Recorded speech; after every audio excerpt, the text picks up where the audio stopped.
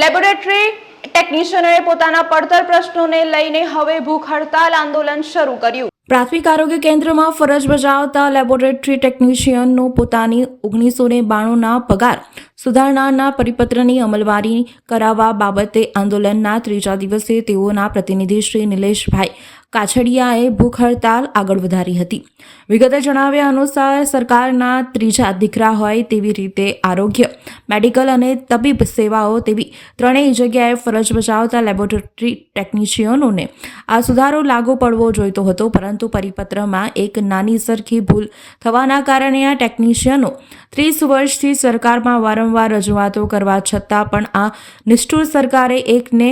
ગોળ અને બીજાને ખોળ તેવી નીતિ અપનાવેલી છે। અંતે આ લેબોરેટરી ટેકનિશિયનોએ ભૂખ હડતાલનું શસ્ત્ર ઉગામ્યું છે। ગુજરાત પંચાયત લેબોરેટરી ટેકનિશિયન્સ મહામંડળ આયોજિત અનશન અને ધરના કાર્યક્રમમાં વિવિધ પ્રશ્નો અને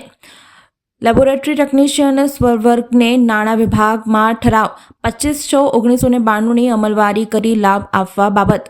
પ્રાથમિક આરોગ્ય કેન્દ્ર કક્ષાએ લેબોરેટરી ટેકનિશિયનને ઇલેક્શન એલાઉન્સમેન્ટ પ્લસ નોન પ્રેક્ટિસ એલાઉન્સમેન્ટ આપવા બાબત, પ્રાથમિક આરોગ્ય કેન્દ્ર કક્ષાએ લેબોરેટરી કામગીરીમાં આઉટસોર્સિંગથી લેબ એટેન્ડન્સ સહાયક આપવા બાબત, ઉચ્ચતર પગાર ધોરણમાં થયેલા અન્ય અને વિસંગતતાને દૂર કરવા બાબત, કોવિડ દરમિયાન જાહેર રજાના દિવસોમાં કરેલ કામગીરીના પગાર બાબતનો ઠરાવ ક્રમાંકનો લાભ આપવા બાબત તેમજ લેબોરેટરી ટેકનિશિયન્સને મેલેરિયા સુપરવાઇઝર અને મેલેરિયા ટેકનિશિયન્સની ખાલી પડેલી જગ્યા પર શૂન્ય બજેટમાં કામગીરી ફેરફાર કરવા સંદર્ભની માંગણીઓ પૂર્ણ કરવા રજૂઆત કરાઈ છે।